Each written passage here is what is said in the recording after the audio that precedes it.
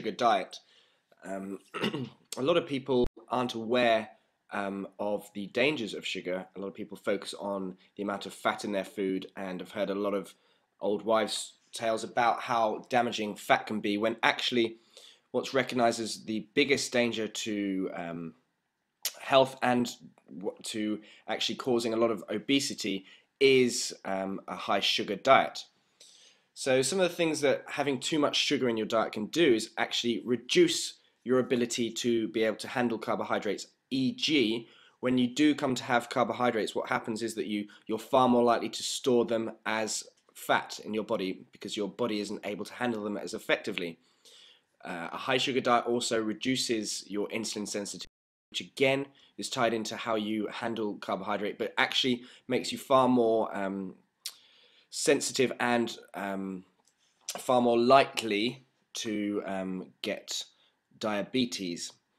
It also increases your insulin response to meals, which basically means that every meal that you do have is far more likely to be stored as fat, because insulin is the fat storage hormone. Without insulin, you can't actually store fat. And a high sugar diet means that you're producing far more insulin.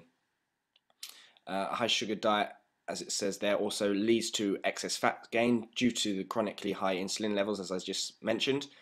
But it especially creates fat around the love handle and upper back areas. So you can always tell if you're able to handle carbohydrates by how easily you store fat around those areas, particularly the upper back. The upper back is somewhere where you can tell if you have excess fat there, then you're far less likely to be able to handle carbohydrates in general.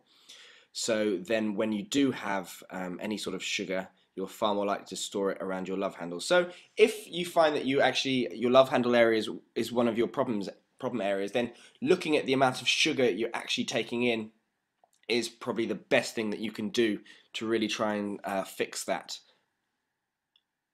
Also, due to something called glycation, with excess sugar intake, it can also cause premature aging, cancer, altered vision, cataracts, Alzheimer's, some vascular disease, erectile dysfunction, kidney disease, joint pain and arthritis. A whole host of different diseases are actually linked to excess sugar.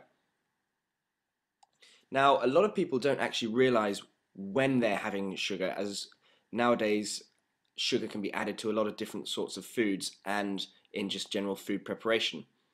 So to make you aware, there's lots of different names for sugar. So if you're ever looking at food packaging, it's not just going to say sugar on it. It may be, well, I mean, a lot of the companies are very smart and they use different names so that people aren't aware of actually what they're taking in. So just to make you aware of the other names that sugar can come and be called is sucrose, fructose, glucose, maltose, dextrose, so a lot of O's at the end, as you can see, maltodextrin, hydrolyzed starch, inverted sugar, corn syrup, honey, which is obviously sugar, cane sugar, agave nectar, and that's one thing just to mention.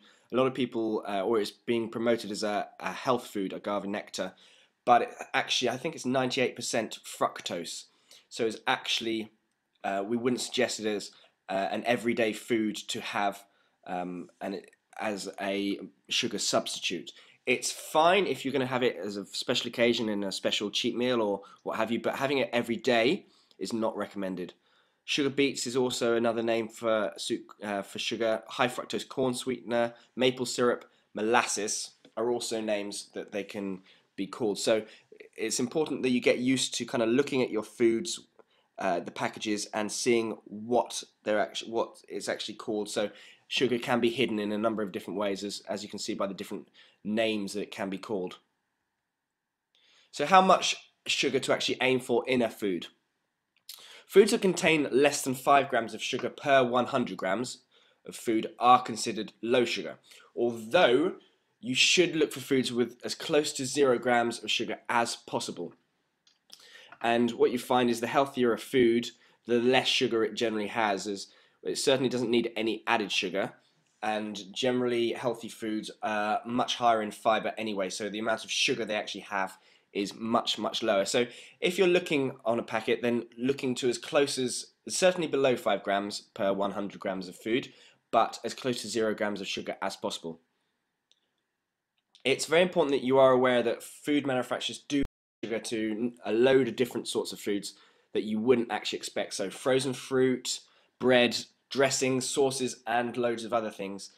So it's very important that you do kind of cotton onto that and get used to just looking at the package just to see if added sugar's been thrown in there. I mean, frozen fruit you wouldn't have thought would need any sort of added sugar, as it is fruit is full of fructose and has sugar naturally itself. But what you find is a lot of these food manufacturers do throw in a lot of extra sugar. So it's important that you keep a really critical eye and look at labels, and that you're aware of everything that is in your food.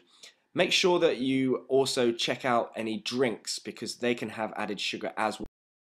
Fruit concentrates, also purees and sweeteners are often have a lot of added sugar in them. So here's just a quick glance at the sugar content of common foods to make you aware. So the average typical person actually takes in 34 teaspoons of sugar per day. And if you actually got that out and just put that in a glass or what have you, that would seem an enormous amount of sugar to you, and it would be quite frightening. But people quite often just have that throughout the day without really realizing, because it's within their food and they're not really aware of it. So 2 slices of bread is actually 3 teaspoons of sugar. 1 bowl of cereal, your average breakfast cereal is 4.5 teaspoons. 1 bagel, 4 to 5 teaspoons. 80 grams of dried fruit is 4 teaspoons. So that's why for fat loss, dried fruit is not really recommended, because it is very much a more concentrated version of the real thing and far, far more sugar comparative to the amount of food you eat. So that's 4 teaspoons just for a normal size amount of dried fruit. So try and steer away from the dried fruit if you're looking for fat loss. 1 can of soft drink, so a Coke or Sprite or what have you, 9 teaspoons of sugar, which is quite frightening. So that's one of the things to really be aware of, that if you're eating healthily but you're drinking a lot of soft drinks, like lots of Cokes and things like that, then every single can you're getting 9 teaspoons of sugar. So it's really important that you're aware and really try and cut down those sorts of drinks, because you're going to be getting far too much sugar for 1, to be healthy, but 2, for fat loss, and it's going to make you far more likely to store fat and far harder to lose fat by having that amount of sugar just in a drink. 1 bowl of ice cream is actually 23 teaspoons of sugar. So that's why if you're going to be having ice cream, it's best to limit it to your special cheat meals. So when we're looking at trying to lose fat or to just generally be healthy, it's important you minimize your sugar intake as much as possible. Be aware of everything you eat or drink that contains sugar and try and minimize it. So like we said, below 5 grams, definitely as close to 0 grams as possible.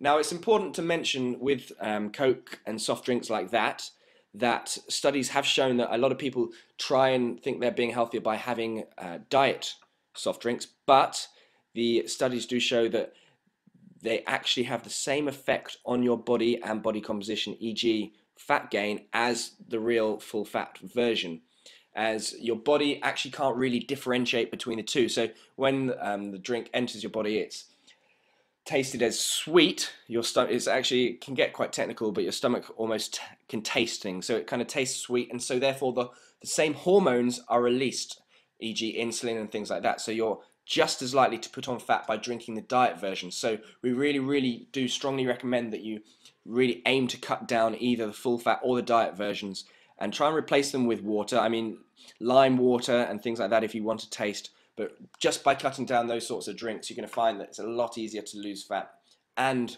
plus you're going to be a lot healthier.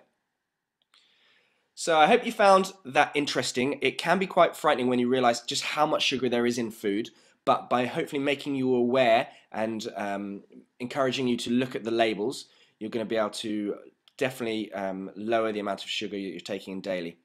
As always, please leave any questions you have below in the comments section, and we'll see you next time. Thanks. Bye-bye.